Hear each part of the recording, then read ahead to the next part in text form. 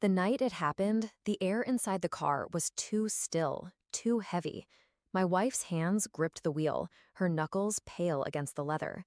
Blue and red lights swirled behind us.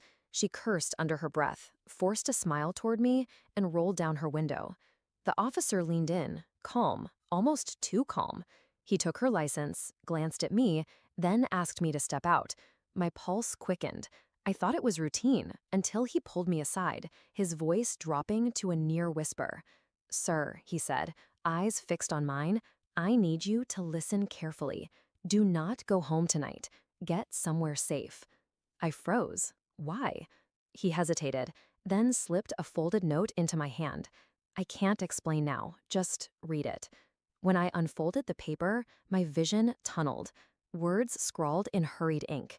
"Your wife isn't who you think she is. She's dangerous." We met 10 years ago at a charity gala. She was all grace and laughter, pulling me into her orbit with ease. I thought I'd won the universe when she said yes to marrying me. She was smart, charming, quick with affection. My family adored her. But love makes you blind. It softens edges that should stay sharp. Looking back, the signs were there. Her unexplained trips, late-night calls she silenced quickly, the way she always kept her purse zipped tight like a vault. At first, I ignored it. Trust is easy when you want to believe. But the note from that officer cracked everything open. That night, I didn't go home. I checked into a cheap motel, sitting in the dark with that note burning in my palm. The next morning, I drove to the precinct, asking questions. The officer had left no name, but after enough persistence, one detective leveled with me. They'd been watching her. Not for speeding, for laundering money, fraud, even suspicion of orchestrating accidents for insurance payouts. And here I was, her perfect, clueless husband. Shock should have broken me, but it didn't. It sharpened me. I stopped thinking like a husband and started thinking like a strategist. She'd built a facade of the perfect marriage, the doting wife, the dream life, and she'd used me as her alibi, her shield. I wasn't going to confront her in rage. Rage makes mistakes. I was going to dismantle her, quietly, piece by piece. First, I copied her financial records. Quiet nights while she slept, her phone pressed to her chest, I mirrored her data to a hidden drive. Offshore accounts, wire transfers, names I didn't recognize. Second, I called in favors. Old college friends in banking, law, even one in cybersecurity. I didn't tell them the truth, just enough to get what I needed. Third, I played the role. I smiled at dinners, kissed her cheek in public, pretended nothing had changed. She didn't suspect a thing.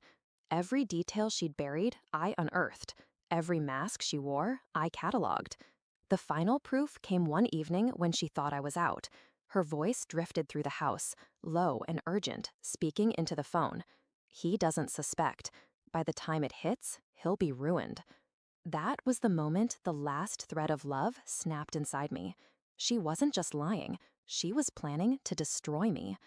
When the moment was right, I handed everything, documents, recordings, transaction logs, to the same detective who had warned me. But I didn't stop there.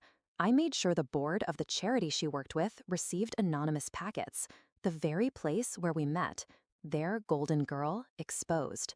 I had her name scrubbed from the joint accounts, froze cards, rerouted assets. Legally, quietly, everything was now in my control. She woke up one morning and the world she'd constructed began to collapse. It happened in our kitchen. She was barefoot, hair unkempt, staring at a frozen bank screen on her laptop. Her voice cracked. "What did you do?" I met her eyes, calm. "What you taught me." I lied. I waited. I took everything before you could. Her face went pale, rage twisting her features. For once, the mask was gone. Then came the knock on the door. 2 detectives, cuffs waiting.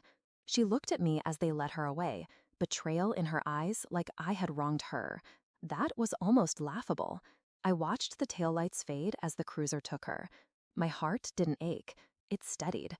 People ask me sometimes why I didn't leave sooner, why I didn't just walk away. They don't understand. Walking away leaves the liar whole. Exposed lies are the only justice. I wasn't just saving myself. I was reclaiming the years she stole. The officer was right that night.